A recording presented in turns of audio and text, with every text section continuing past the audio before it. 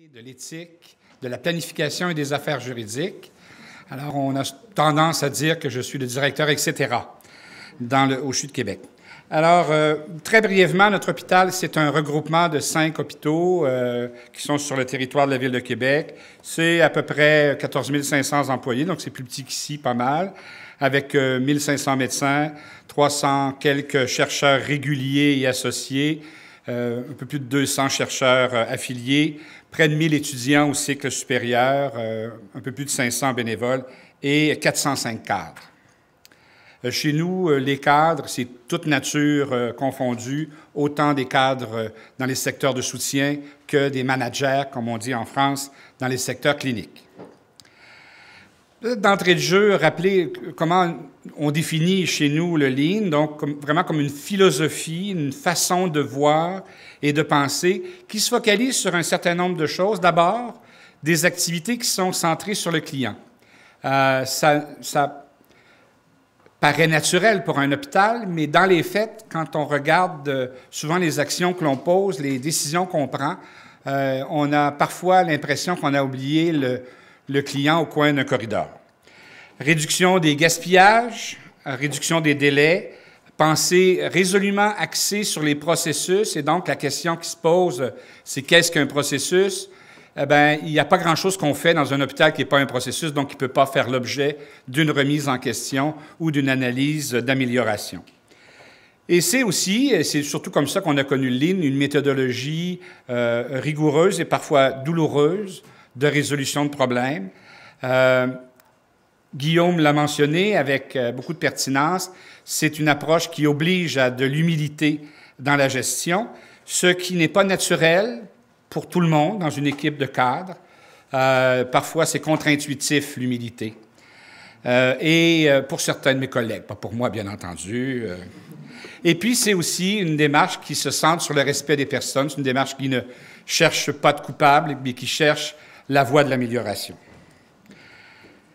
Ça cherche à générer une valeur ajoutée maximale au moindre coût et dans les plus courts délais, en employant bien entendu uniquement les ressources nécessaires pour fournir aux clients ce qui fait de la valeur à leurs yeux. Et ça, c'est une question qui vous a sans doute déjà rejoint dans votre démarche Lean. Qu'est-ce qui fait vraiment de la valeur aux yeux des clients? Et ça, c'est pas toujours évident de répondre à cette question-là parce que ça aussi, ça nous oblige à avoir beaucoup d'humilité. Quand je suis à l'urgence et que j'attends 45 minutes au triage et que j'attends un autre 30 minutes avant de voir le médecin, quel est le temps réel de la durée de mon séjour à valeur ajoutée? Bien, c'est peut-être 7 minutes pendant que j'ai été avec le médecin. Et tout le restant, c'est des valeurs soit de processus ou carrément des pertes de temps, sous l'œil du client toujours. Un mot rapidement pour mettre de côté souvent l'image qu'on a du Lean aggloméré au 6 sigma. En milieu hospitalier, je n'ai pas encore vu d'hôpitaux qui font vraiment du 6 sigma. Ça va m'étonner qu'il y en ait qui en fassent dans les 10 prochaines années, donc des analyses de la diminution de la variabilité des processus pour nos milieux. À part les laboratoires, peut-être qui serait un milieu d'expérimentation, je ne vois pas beaucoup comment on va pouvoir appliquer ça. Un mot aussi pour dire que le Lean Healthcare, c'est pas nouveau. Si les gens nous disent « Ouais, mais c'est pas des autos, c'est des patients qu'on soigne », il reste que, bien que le Lean Management dans l'industrie de l'automobile, même si ça date des années 40, depuis au moins le début des années 2000, il a fait 2 voyages aller-retour entre les États-Unis et le Japon et il a fortement pris une teinte particulière adaptée au milieu de la santé. Alors, je demande votre attention. Il y a une image qui va apparaître. Je vais vous demander de me dire ce que c'est dans un instant. Qu'est-ce que vous avez vu, madame?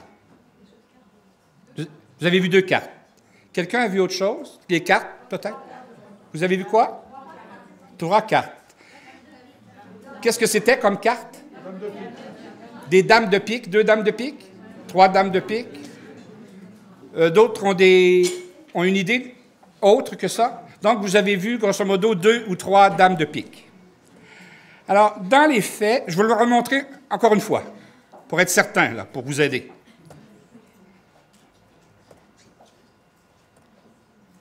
Oups, je n'y ai pas passé. Donc, ce que vous avez vu dans les faits, ce n'est pas du tout ça. C'est ça que vous avez vu. Une dame de pique et une dame de cœur noir. Donc, pas 3, mais 2. Et dont une qui a faussé votre perception parce que dans votre esprit, vous avez l'habitude de voir toujours le cœur en rouge. C'est un peu ça qui est à la base de notre réflexion sur le lean. Le prix Nobel d'économie en 2002 a démontré que notre cerveau réfléchit de 2 façons vraiment distinctes. Une première façon rapide, instinctive et émotionnelle, alors qu'une autre façon qui est plus lente, plus réfléchie et plus logique. Et c'est souvent la partie 1 qui cherche naturellement à régler les problèmes que l'on rencontre.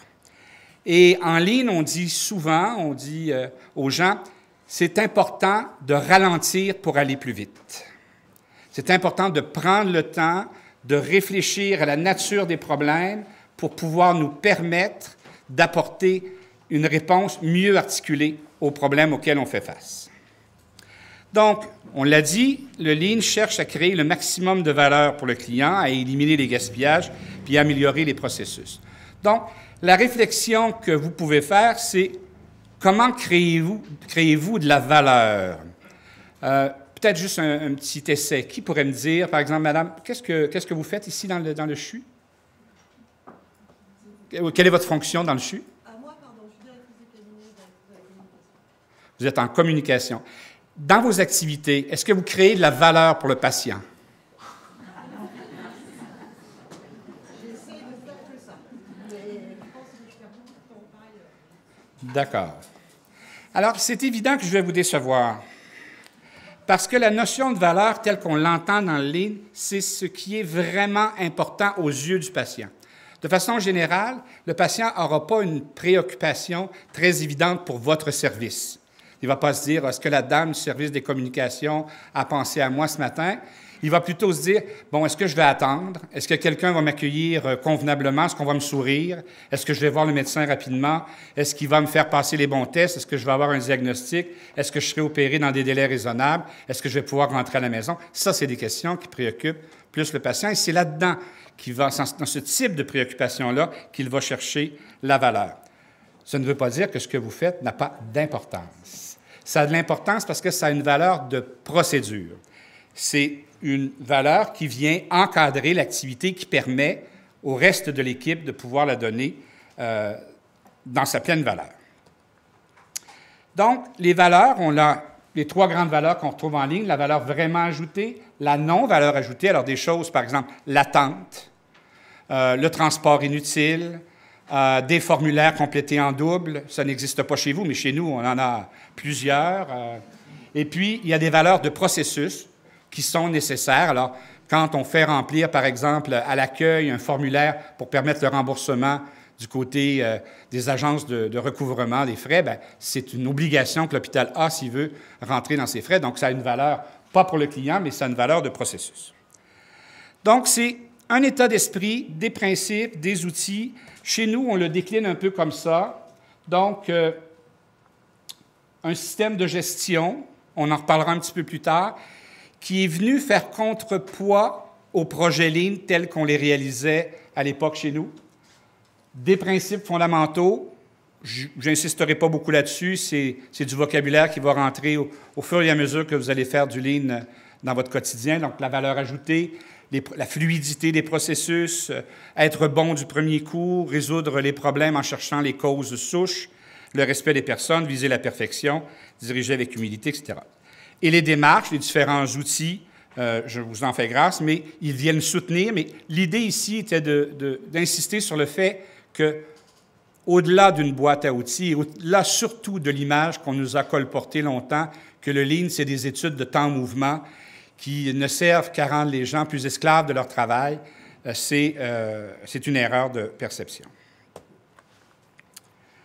Peut-être un mot aussi sur l'amélioration continue, parce que chez nous, justement à cause de la mauvaise presse que le Lean avait, de plus en plus on parle d'amélioration continue, puis on a laissé de côté le Lean Management de façon à se centrer sur vraiment ce que ça fait. Ça aide les gens à améliorer de façon continue ce qu'ils font au quotidien. Des stratégies qu'on a développées pour ça. Il y en a 6 grandes. On a d'abord créé une équipe d'experts. Je sais que vous avez commencé ça ici aussi, autour de Pascal. On est devenu très autonome au niveau de la formation. Avant, on achetait nos formations à l'étranger, comme je dis, chez des agences qui venaient nous former. Et puis, on a fait des projets. J'en reparlerai un petit peu plus loin. On a développé un système de gestion pour venir encadrer tout ça.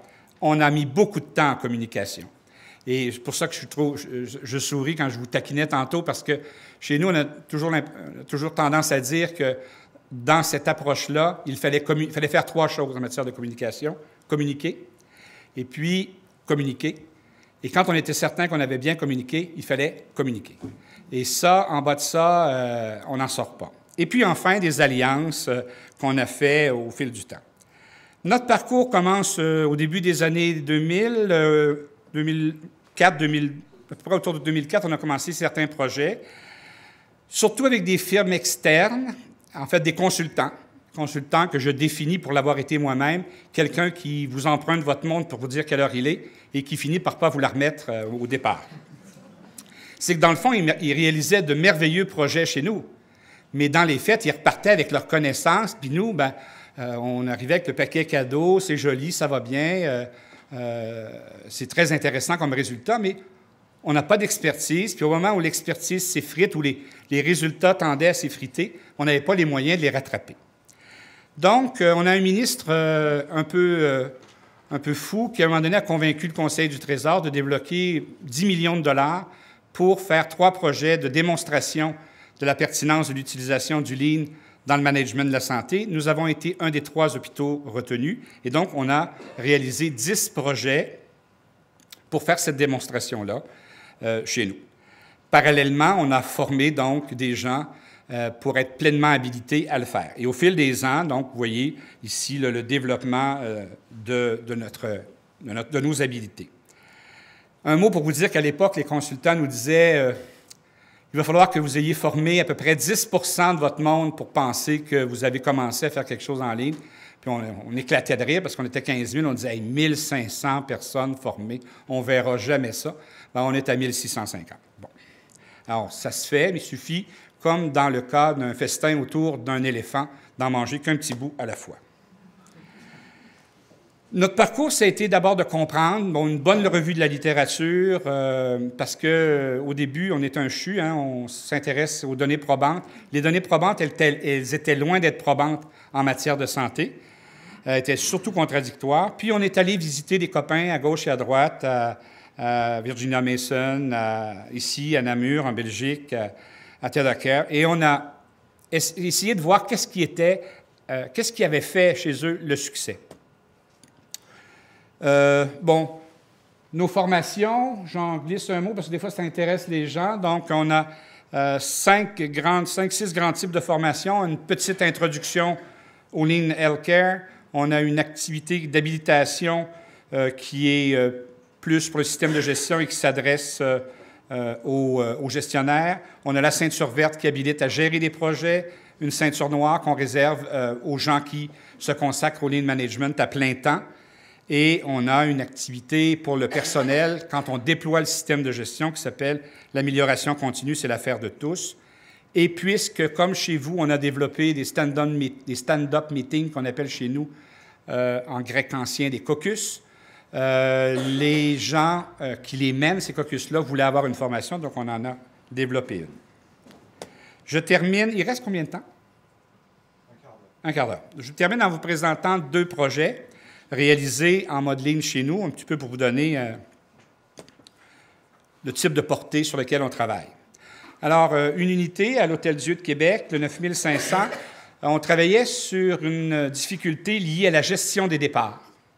Alors, dans les solutions, il a été développé un tableau central des patients qui permet, autour d'une rencontre d'équipe journalière, de préparer ce départ et des activités de standardisation de la préparation de la chambre.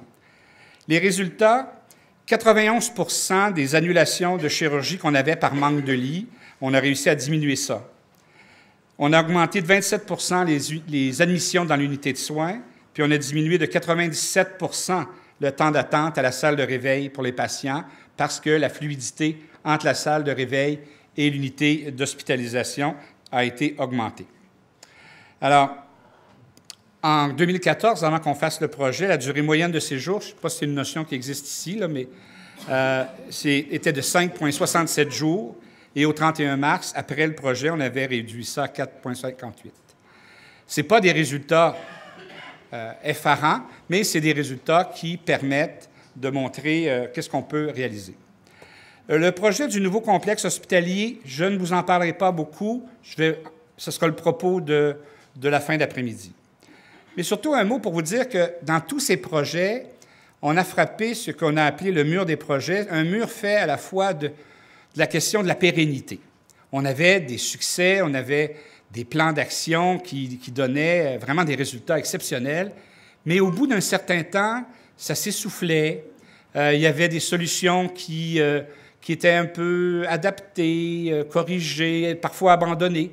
Et tout à coup, les indicateurs n'étaient plus là. Les indicateurs ne nous donnaient plus les mêmes succès qu'au début. Donc, cette question de la pérennité, de la continuité et du maintien des acquis nous a obligés à revoir autrement notre action dans l'hôpital. Et dans le regard qu'on a posé sur le quotidien, non seulement de notre organisation, mais de plusieurs organisations québécoises,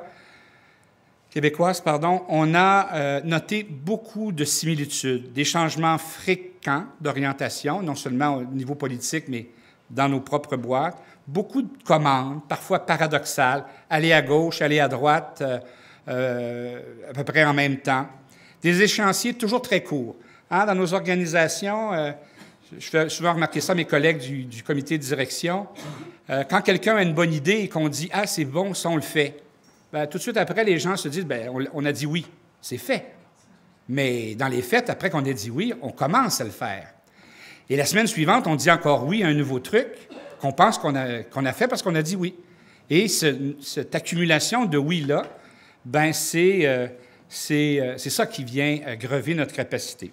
On a des clients exigeants, des clients, nos propres patients, mais on a aussi des médecins. Chez nous, contrairement à chez vous, nos médecins, ce sont des entrepreneurs indépendants qui travaillent chez nous, donc qui font leur propre salaire par l'activité qu'ils réalisent chez nous. Donc, c'est une réalité qui est assez différente. On a la pression des médias. Chez nous, c'est un peu le troisième pouvoir. La rareté des ressources, un personnel qui est parfois dérouté devant tout ça, et une usure prématurée qui s'installe. Multiplication des chantiers, j'en ai parlé, et l'ambiguïté dans les mandats aussi. Alors, l'expérience des autres nous a appris, dans notre tournée, dans nos examens, dans nos réflexions, que les projets lignes sont essentiels, mais ce n'est pas suffisant. Il y a quelque chose qui manque. Si on ne donne pas à nos gestionnaires le leadership nécessaire, les solutions vont se détériorer. Et il ne faut pas faire du lean, mais il faut être lean. Alors, il y avait un urgent besoin de revoir la façon avec laquelle on organisait nos organisations. Et on l'a fait sous différentes influences, sauf les drogues illicites. Donc, Toyota, bien entendu, ici, vous avez à peu près les gens qui nous ont le plus influencés là, au fil du temps. Alors, on a essayé de passer d'une boîte qui faisait d'excellents projets Lean à une culture d'amélioration continue au quotidien qui allait transpirer dans nos attitudes, nos comportements et dans nos systèmes. Alors, notre système de gestion, qu'est-ce que c'est? C'est un système de communication, essentiellement, et d'alignement du bas vers le haut, de façon proactive et rétrospective, et qui gère des indicateurs parlants pour les équipes. Je vais y revenir. Qui s'oriente vers le vrai nord organisationnel, le true north organisationnel chez nous, c'est le patient, la qualité, la sécurité, c'est l'équilibre budgétaire, la mobilisation des troupes et la construction réelle de la fusion de nos 5 établissements. On veut faire quoi dans ce projet-là? On veut connaître en continu l'état des opérations. Et vous allez voir ce qu'on a choisi de faire. On veut essayer de résoudre les problèmes à la source, de s'améliorer par de toutes petites initiatives et d'impliquer le personnel et les intervenants. Donc, nos finalités, c'est un peu comme les Américains disent, hein, gérer les opérations, les améliorer et développer les personnes dans un cercle continu. J'aime bien cette image parce qu'elle montre la finalité des outils et dans notre réflexion. C'est que dans le fond, de déblatérer sur c'est quoi du lean, la philosophie, d'essayer de faire du violon autour de ça, ça prenait pour quelques intellectuels dans le milieu, mais les troupes à la base, notre personnel, chantaient pas la même chanson que nous. Donc, en mettant en place un système qui prend appui sur des routines, sur des standards, sur des outils, on force graduellement le développement de comportements qui, eux, nous amènent à l'installation de la philosophie qu'on voulait voir en gestion. Le Vrai Nord, j'en ai parlé, je vais passer rapidement là-dessus, un petit peu pour vous décrire ce système de gestion.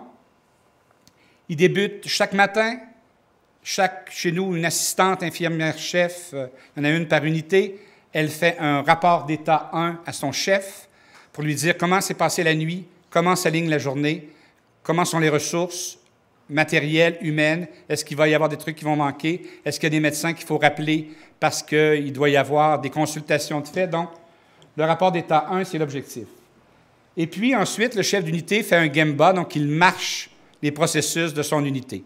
Il fait le tour de l'unité, il vérifie si les consignes, si la façon dont on a convenu de faire les choses continue de se faire réellement. Et puis, l'assistante infirmière-chef réalise un caucus chaque matin avec l'ensemble des troupes qui sont là pour voir avec elle, avec l'ensemble des intervenantes, si tout le monde sait très bien ce qu'il y a à faire dans la journée. Et puis, une fois la semaine, le chef de l'unité fait un scrum dans lequel il travaille sur l'amélioration continue à partir des idées de chacun, à partir des indicateurs qui sont propres à l'unité, et il en profite pour célébrer ce que nous, au Québec, ça vous fait rire, mais on appelle ça les bons coups. Donc, les heureux événements de l'équipe, les bonnes contributions des gens dans l'équipe.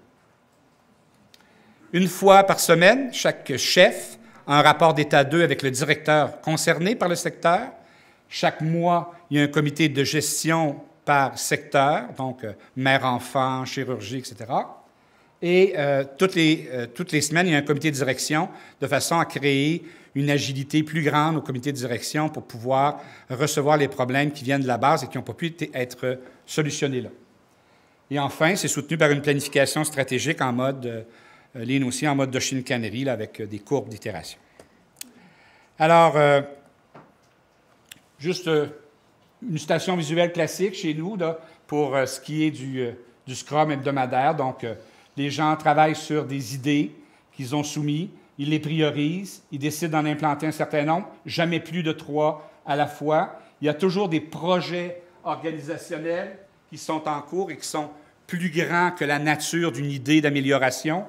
Il y a des indicateurs qui sont cascadés depuis la haute direction jusque dans chacune des équipes. Par exemple, cette année, pour la première fois en 13 ans, on a un déficit budgétaire. Donc, on a une cible et tout le monde contribue, chacun à son niveau. Et enfin, on tient le lien avec la planification stratégique et les projets de l'équipe. Combien? 5 minutes. 2 minutes.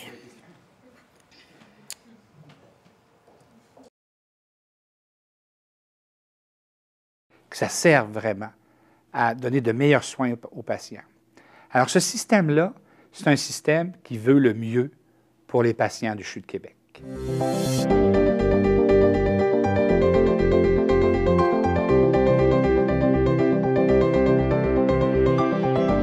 Devant l'importance des besoins de la clientèle, la complexité de ses missions, la quantité de services et activités à réaliser, le CHU de Québec Université Laval est activement engagé dans une véritable transformation de son organisation et de sa culture par l'implantation d'un nouveau système de gestion.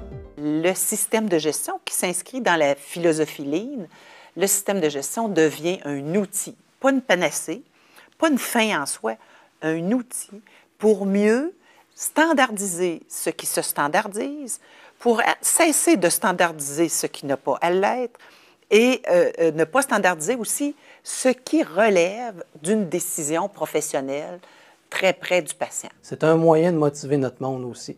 On les valorise de cette façon-là. On leur donne une plage pour pouvoir s'impliquer dans l'amélioration vraiment de notre service. En fait, le système de gestion, pour moi, c'est sûr qu'on amène un volet d'harmonisation, de pratiques de gestion. On amène des paradigmes qui sont communs entre les différents secteurs, différents chefs d'unité, une cohésion entre les directions et des mécanismes qui nous permettent de mieux répondre à nos besoins de gestionnaires.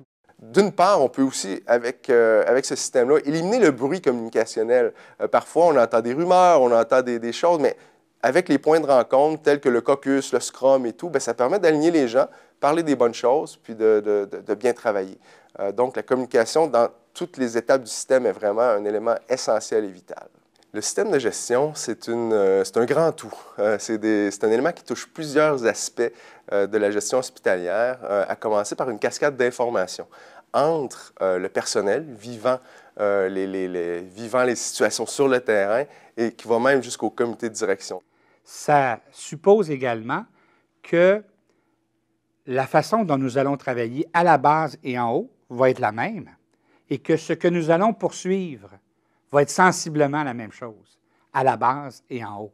Un système d'information en escalier qui me permet d'aller des équipes jusqu'à la présidente directrice générale et vice-versa. Nous pouvons comparer notre cascade d'informations à un système d'engrenage dans lequel chaque rouage fait avancer le suivant. Cette façon de faire nous permet d'opérationnaliser et d'assurer le suivi des éléments du vrai nord auprès des équipes terrain et de mesurer le résultat de nos efforts d'amélioration à tous les niveaux de l'organisation. Donc, par exemple, dans les composantes de la salle de pilotage, nous allons avoir notre Kanban des priorités organisationnelles. Donc, présentement, nous en avons 8 priorités organisationnelles. Par la suite, on va avoir un mur d'indicateurs où on va avoir le pouls exact de ce qui se passe au niveau de l'hôpital selon les thèmes du Vrai Nord. Encore là, on voit un rappel du Vrai Nord où quels sont nos indicateurs d'accès, quels sont nos indicateurs de sécurité, qualité. Et avec ça, on va pouvoir prendre des meilleures décisions pour connaître nos priorités, quels sont nos enjeux et sur quoi l'établissement doit focusser pour nous aider à atteindre ça. Et ça a changé le comité clinique aussi. Stratégique, le comité qui comprend uniquement les directions cliniques, parce qu'eux sont dans la même salle de pilotage, ont aussi les indicateurs. Donc, on est dans une pièce où on a tous les indicateurs. Dans l'ensemble du CHU, on a déployé une plage horaire de gestion de proximité. Donc, entre 8 et 10 heures, on invitait les gestionnaires à être davantage présents auprès de leur équipe et à réserver cette plage horaire-là pour faire des activités de gestion de proximité. Des réunions avec leur AIC, être présent au poste de travail, animer des caucus, animer des scrums, être présent aux rencontres inter. La mise en application de ce système permet de transformer la façon fondamentale dont se fait la gestion dans notre établissement par la simplification, l'harmonisation, la résolution de problèmes et par l'incitation à la gestion de proximité auprès de nos équipes qui travaillent de façon très étroite avec nos patients et leurs proches. Mener le système à terme et l'implanter dans nos 5 établissements représente un beau défi d'organisation dont la diminution du nombre de projets, une meilleure définition de nos priorités et l'appropriation par les équipes médicales de la valeur ajoutée d'un tel système. Nous croyons que ce système est la clé pour se recentrer sur notre mission première qui est celle de soigner nos patients. Moi, si je suis gestionnaire dans un établissement de santé comme le CHU de Québec, c'est pour pouvoir accompagner mes équipes à donner des meilleurs soins. Il m'a amené un leadership supplémentaire face à mon équipe. Il m'a amené un leadership supplémentaire face à l'assistante envers l'équipe, mais aussi le leadership de l'équipe face au chef. C'est là que c'est fort. Le leadership de l'équipe face au chef, les idées viennent du terrain. Les idées sont analysées. Après ça, moi, je dis, OK, regarde, on y va, go, on se donne le go ensemble. C'est qu'on travaille avec les gens pour arriver à mieux faire les choses. On travaille avec les gens pour résoudre des problématiques, pour résoudre les obstacles qui nous empêchent de bien faire notre travail. Et ça, pour moi, c'est majeur de travailler avec les humains là-dedans. C'est une transformation très humaine qui va arriver à faire du CHU de Québec un des meilleurs établissements au monde. C'est ce qu'on vise avec ce système de gestion-là. On a tout intérêt à aller dans le même sens, tout le monde.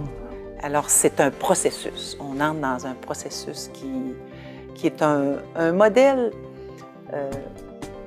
qui nous amène plus loin. J'ai une immense confiance dans les gens qui ont accepté de participer à ce projet-là et qui construisent le système de gestion et en même temps qui jettent les bases du CHU de demain.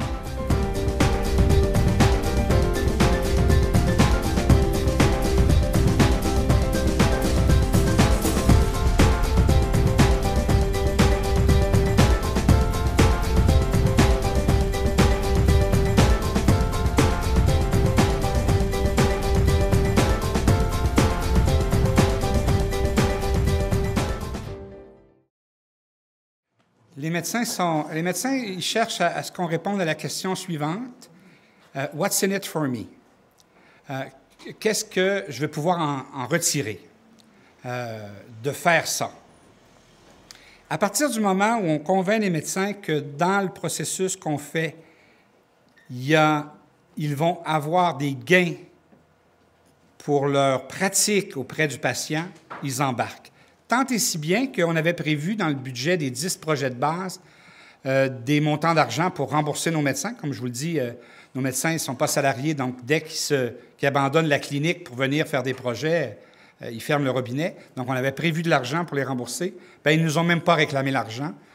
Ils nous ont dit tout simplement, ce que nous venons de faire dans ce projet-là, ça m'offre une amélioration de l'efficience dans mon travail que je vais regagner largement dans les prochaines semaines en termes de gains financiers. Alors, oui, ils ont embarqué dans la mesure où on leur a montré qu'il pouvait y avoir un gain pour eux d'améliorer l'efficience des services. Les syndicats, à la base, la mesure de mitigation, ça a été de les inviter. On a invité tous les présidents des syndicats à siéger avec nous sur le comité stratégique qui décidait quel projet on allait réaliser. Alors, ils votaient. On avait installé un système, 1 voix, 3 voix, 9 voix par projet, et on totalisait ces points-là pour décider des projets. Et ils avaient, eux aussi, leur vote au même titre que nous. Et donc, ils ont décidé avec nous des projets réalisés. Ils ont tranquillement été gagnés. On leur avait dit au point de départ, il n'y aura aucune perte d'emploi. Ils ne croyaient pas ça. Il n'y a pas eu aucune perte d'emploi. Il y a eu des changements dans les affectations, dans les façons de travailler, oui, mais on leur avait dit aussi au point de départ. Et ils ont même à certains moments été des facilitateurs dans des équipes qui étaient un peu plus récalcitrantes, en disant, écoutez, ça fait des années qu'on veut avoir de l'amélioration dans ce service, on vous en propose, faites-le. Alors, c'était nos principaux opposants. À part ça, non, tout le monde a été plutôt positif. Je vais répondre sous 2 angles, parce que des fois, on a tendance à confondre. Hein? Je ne sais pas si elle est pour toi ou pour moi. Oui, mais je vais te donner une réponse qui pourrait être utile pour toi. Dans les projets Lean qu'on a fait, on dessine, nous, toujours une patinoire. Hein? On est Québécois, donc on joue au hockey, donc on dessine une patinoire. Donc, un terrain de foot au-delà duquel personne ne peut aller pendant le travail. Donc, on reste dans ces limites-là. Et une des limites qu'on imposait, c'est que les projets ne devaient pas engager plus de 3 000 $ de dépenses. Alors ça amenait directement les gens à réfléchir « small is beautiful ». Au même titre qu'on leur disait, bien, vous ne pouvez pas contrecarrer des trucs syndicaux, bon, blablabla. Toutes les bonnes idées, cependant, étaient quand même conservées dans un frigo ou dans un parking, prêtes à être réutilisées si elles coûtaient des sous autrement. Mais bon, on ne les perdait pas, mais le projet restait dans sa portée. Dans l'amélioration au quotidien, les idées d'amélioration doivent rentrer dans le budget régulier de l'unité. Alors, par exemple, si c'est, on dit, bien, il y a un équipement qui est dangereux, un lève-patient qui est dangereux, si le modèle est complètement aberrant, il faudrait voir d'autres choses, puis que là, bon, on dit, bien oui, c'est une idée importante, voulez-vous vous en occuper avec tel autre? Bon, c'est sûr qu'il va y avoir une dépense, puis là, elle va être analysée au mérite, puis les gens vont faire ce qu'ils peuvent. Et s'ils ne peuvent pas avec leur budget, ils vont faire cascader ça vers le haut, vers la direction, jusqu'au comité de direction, et là, il y aura une réponse. Dans cet exercice de déploiement d'un système de gestion, j'ai beaucoup insisté, parce que chez nous, on n'était vraiment pas très bon dans la réponse. On était assez fort pour dire « oui, bon, on va vous revenir. » Et ce que les gens veulent entendre, c'est « oui » ou « non ». Non étant une réponse aussi acceptable. Non, parce qu'on n'a pas les budgets pour ça présentement, mais ton idée est bonne, on va la garder, puis on y reviendra quand on aura les sous nécessaires. Mais l'ambiguïté de la non-réponse a été beaucoup contrecarrée par ce projet-là. Donc, pour terminer, on a déployé depuis 2 ans un petit budget qui m'est confié à moi personnellement. Je suis très heureux de ça. Ça s'appelle le budget Laroche. Et c'est pour des petites idées qui ne cadrent pas dans aucune enveloppe budgétaire de l'établissement, des idées orphelines qui ne trouveraient pas preneur et que j'analyse et auxquelles, avec 2 personnes, je dis « Ah oui, ça c'est bon, on le laissait, on va le monitorer et si ça peut être quelque chose qui sert plus grand après, on verra à l'installer dans une enveloppe déjà existante dans le budget. » Merci beaucoup, Daniel.